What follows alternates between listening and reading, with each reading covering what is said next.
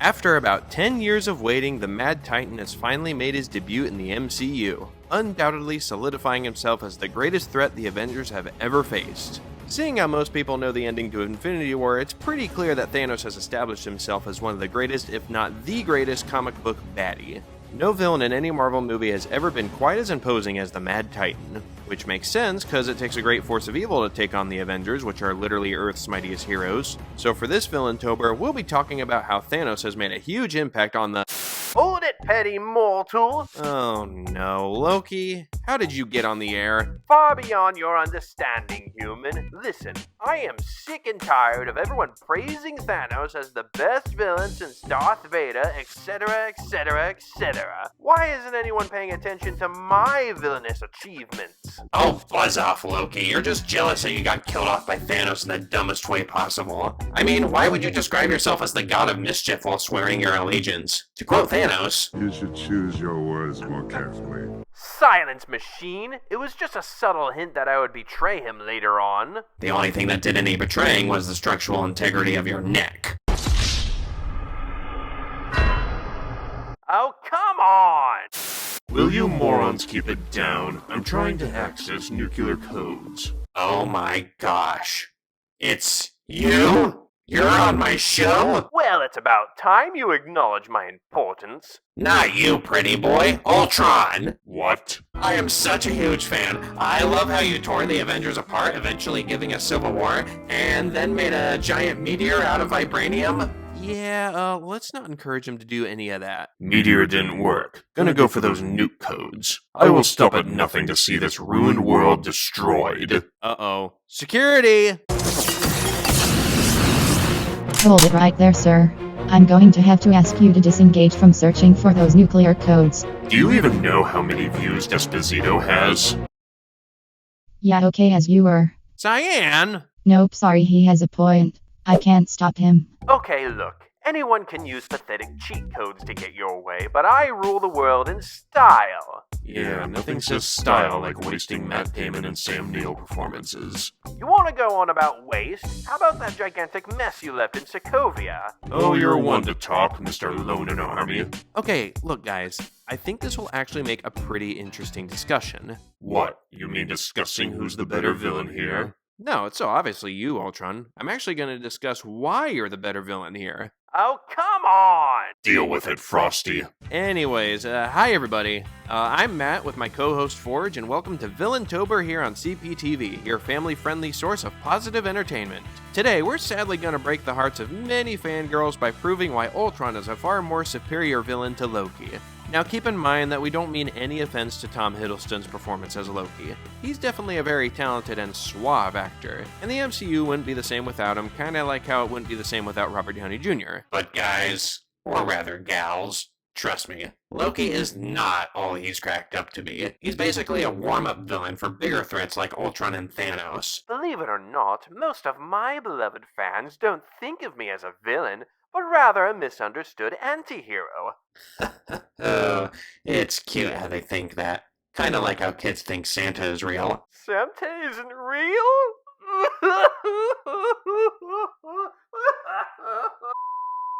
Anyway, during this video, we will compare and contrast certain villain-related elements that both Ultron and Loki possess, and show why Ultron handles most, if not all, of the elements better than Loki. So let's get into it!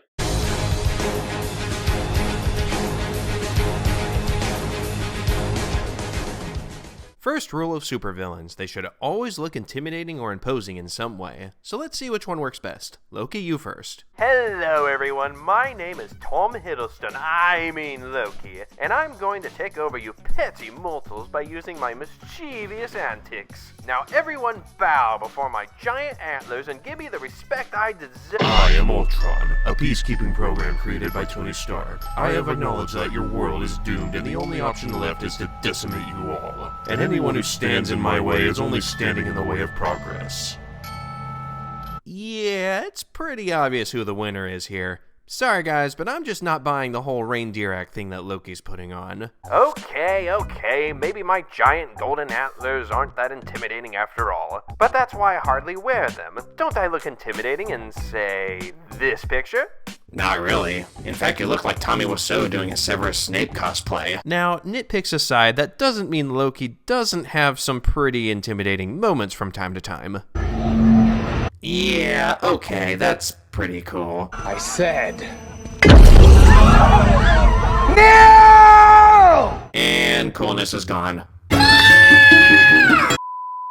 Now, get a good look at Ultron. This is a scary villain, the face of something that would strike fear into anyone. Ultron was basically designed to be an evil version of Iron Man, and it's easy to see why. Anything that looks inhuman is definitely going to come across as a force to be reckoned with. His tall, imposing, metallic design towers over just about any character he encounters, and those red glowing eyes really sell it. Overall, I'm kinda glad the open mouth head design was only given to the Ultron sentries. Giving Ultron actual facial expressions gave him a better chance at being more interesting, and, in a scary way, human.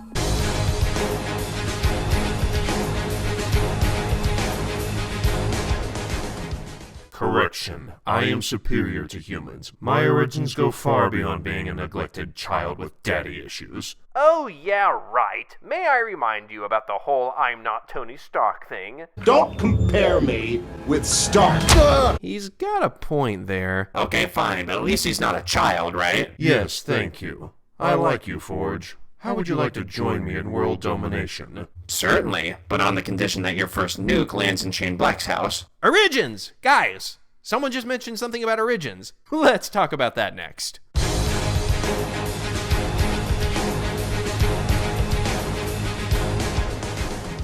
Every villain needs a good backstory, right? It's usually the one thing that makes them interesting and maybe even a little sympathetic, therefore making them compelling villains. So let's start with Loki. Oh, things were so rough for me. I was neglected by my parents, overshadowed by my brother, and before I knew it, every single person I ever knew ended up completely hating me. Oh, shut up, you entitled brat. You literally had the perfect life growing up. You lived in a castle, had a strong father who saved your life and brought you into a royal family, a loving mother with awesome magic tricks, and even your brother, though cocky at the time, was still a caring one. How is anyone supposed to sympathize with your backstory when literally all these troubles could have been avoided if you didn't try to usurp the throne? Whew! Boy, that felt good.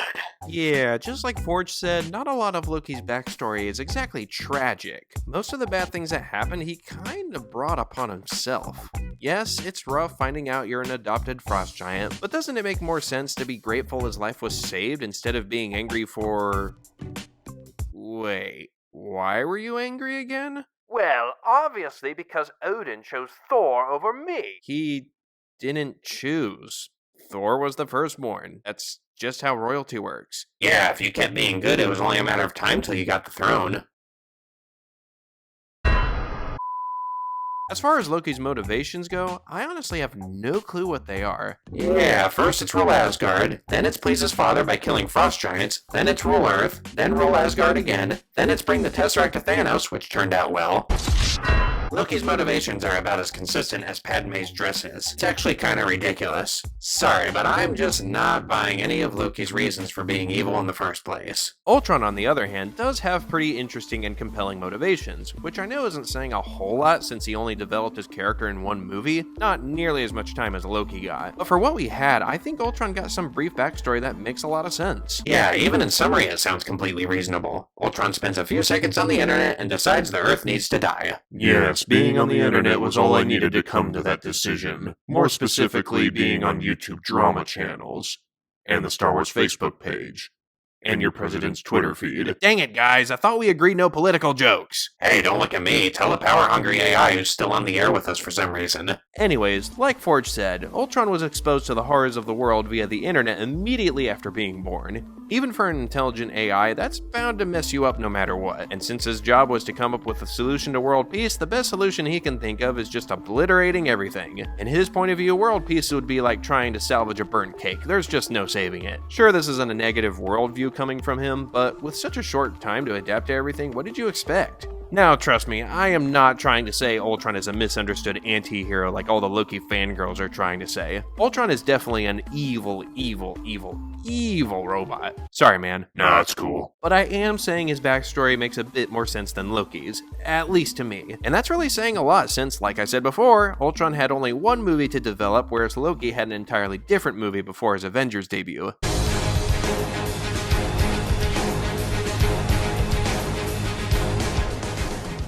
Hey guys, I'm still trying to find nuke codes, but all I found was this video called Gmod nukes. What the? It's nothing. Let's move on.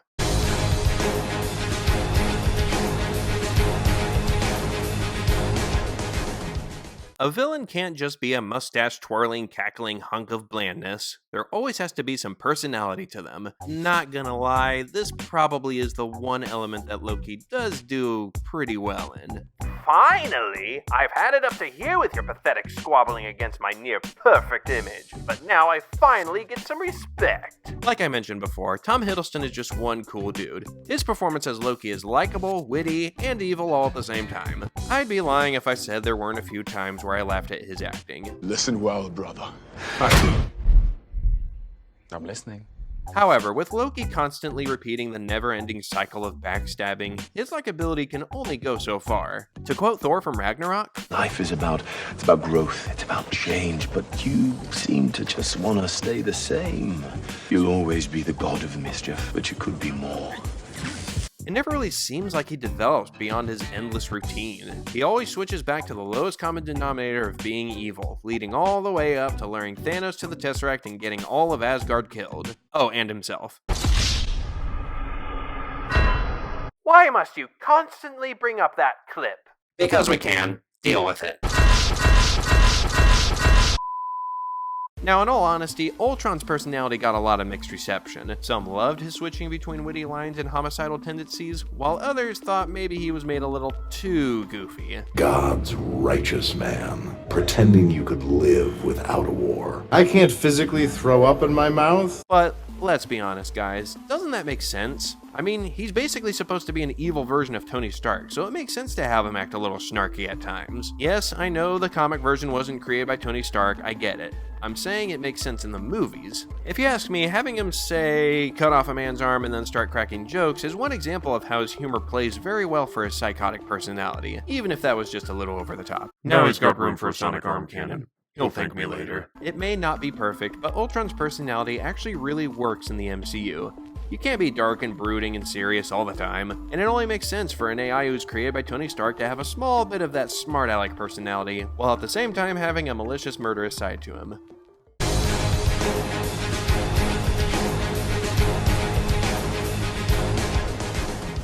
Oh, speaking of which, Ultron, can you stop looking for launch codes, please? Chill, bro, I'm not looking for codes, lol. I think he's picking up on that internet lingo too much. But I am getting ideas from your Gmod nuke videos. Will you stop watching those? ROFL, and you're calling me a maniac.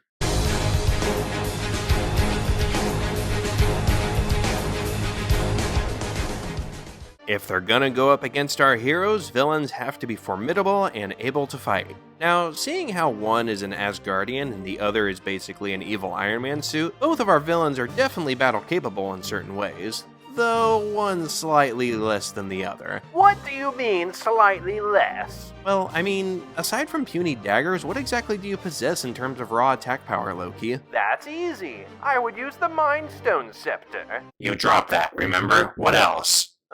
Well, I would use the Asgardian Staff. That's Odin's. What else? The Casket of Ancient Winters? That belongs to Frost Giants you hate so much. What else? Well, darn it all, I got nothing. Yeah, most of what Loki possesses in terms of abilities are just dumbed down to trickery and illusions, which makes sense seeing how he's god of mischief and whatnot. However, tricks will only get you so far in the heat of battle. And I will not be bullied by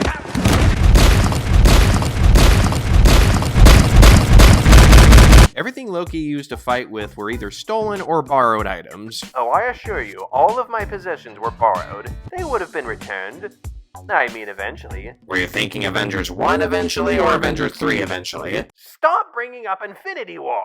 As I mentioned before, Ultron is basically Iron Man as a villain, so it goes without saying that he's incredibly powerful on his own. He's got repulsors that interestingly come from his fingertips instead of his palms, some control over magnetism, which is quite useful, flight capabilities with great maneuverability, and if one model gets destroyed, he can always link to another. Ultron has no need for external assistance. I mean, unless you count the internet, but that's about it.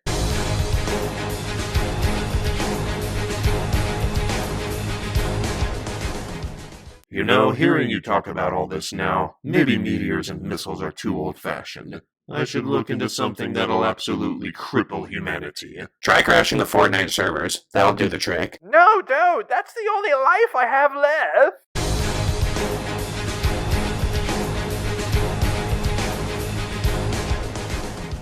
This always seems to be a big thing with Avengers villains. They always gotta have some sort of giant army so our heroes don't get bored fighting just one guy. And all the different armies presented in all three Avengers films were massive in numbers and equally challenging for our heroes. The Chitauri are no exception. This alien race was definitely a threatening force for the Avengers to handle. With their high-tech weaponry and spaceship whales, or whatever they're called. I guess they're all supposed to be kind of like cyborgs? Point being, rather than just being cliched aliens, they actually do have a unique thing going on with them. Now, as awesome as the invasion on New York was, calling it Loki's army isn't exactly accurate. We all know Thanos just let him borrow it in order to get the Tesseract and whatnot. Yeah, him using the Chitauri army to intimidate the Avengers is kinda like the awkward teen who borrows his buddy's cool car to impress a girl he has a crush on. Also, it seemed pretty obvious that Loki couldn't exactly control what his army was doing. I mean, sure, it belonged to Thanos who made a deal with Loki or whatever, but he definitely wasn't the leader or anything. And what exactly was Loki's plan with the army?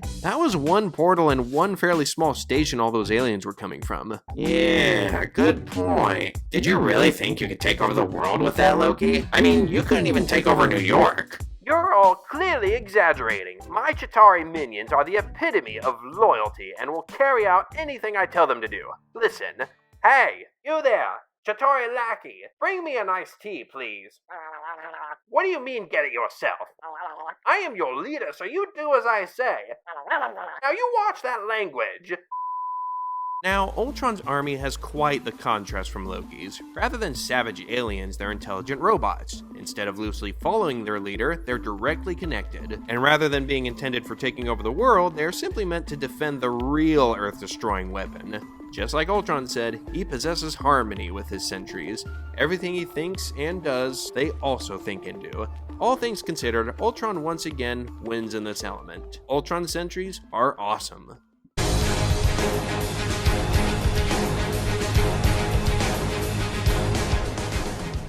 I mean, how cool is it to have an army that's entirely linked to your mind? It must be pretty sweet, huh, Ultron? Well, it does have its cons as well, like when a random afterthought sneaks into one of them. Hey, Sentry 416, stop watching My Little Pony on YouTube. I find you on there again, and I swear I'll shove your head down a garbage disposal. Well, how am I not supposed to think about it if it's literally everywhere on the internet?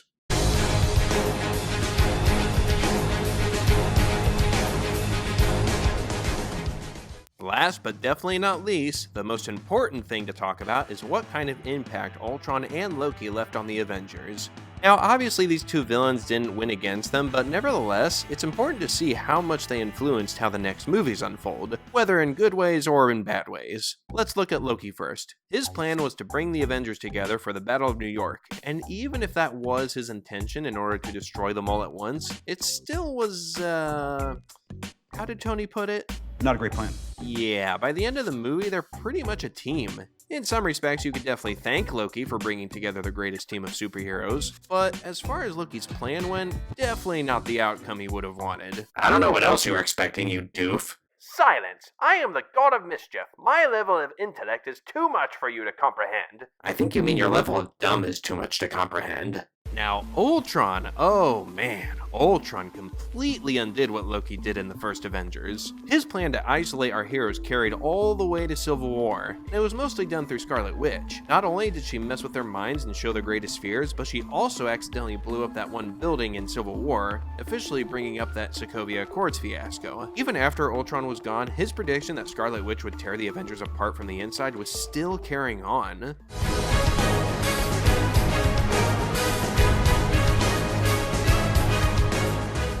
Man, I really thought me and Scarlet Witch would be tight. Just think, I could have been that synthezoid instead of that stupid Vision. Then she would love me.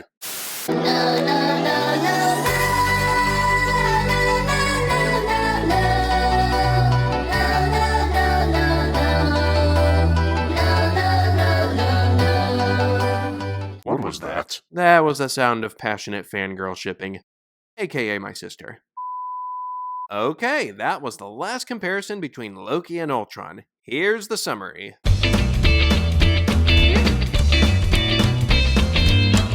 Yeah, and here's my summary. Oh, come on, Forge. Okay, fine. Maybe I'm not as impressive of a villain as your precious Ultron, but at least I'm still played by Tom Hiddleston. Even if I ended up killing little infants and elders, the fangirls would still worship me to no end. Yeah, not gonna argue with that, I guess. But at least people like Ultron because he's legitimately evil and a pretty good villain. Not because everyone overly sympathizes with him and argues that he's secretly a misunderstood anti-hero. And what makes you think I'm not a misunderstood anti-hero? Oh, I don't know. Maybe the fact that you usurped the Asgardian throne, sent the Destroyer to kill Thor, let frost giants into Asgard, froze Heimdall, nearly destroyed an entire race, mind-controlled several people, killed S.H.I.E.L.D. agents, killed a random German dude, tried to kill Thor again, tried to kill Tony Stark, brought aliens to New York killing thousands, tried to kill Thor again, told that cursed guy where to go, leading him to killing her mother, usurped the throne again, banished his own father down to Earth to fend for himself, brought Hela to Asgard via Bifrost, almost sold Thor back into slavery, and brought the Tesseract on board the escape ship, luring Thanos and his children to killing off the Asgardian population. Yeah, sorry, pal. You've gone way past anti-hero status. You will all pay for your mockery. I will unleash the full wrath of Loki upon you once I... Loki, honey, internet time is up. Oh, come on, Mom. Just a little longer. No, now come down here and do your homework. But, Mom... Oh, thank Odin. That guy was getting on my nerves. You want to wrap this up now? Sure. If you people in the audience still like Loki, that's totally fine. But as far as we're concerned, Ultron was just far more powerful, interesting, intimidating, and even more of a threat to the world than Loki was. Thanos may have overshadowed both as far as being a threat, but Ultron was definitely at least second best. I must say, I'm quite flattered about your respect for me on this show. Almost makes me want to reconsider destroying the entire world. We could compromise and say you can crash the Fortnite servers, like mentioned before. Tempting. I'll look into it. Okay, thanks, bye. Okay, I'm gonna end the show before anything else major happens. Thank you all so much for watching, and don't forget to subscribe for more fun videos. This is Matt and Forge of CPTV, signing off. Bye-bye now. What was that? Sounded like a meteor. Actually, that was Epic Games headquarters. Getting hit by a meteor. Ah, dang it. Did Ultron really think you meant literally crashing the servers? Maybe, but I'm cool with it either way. Forge. Alright, I'll get the rescue squad on it.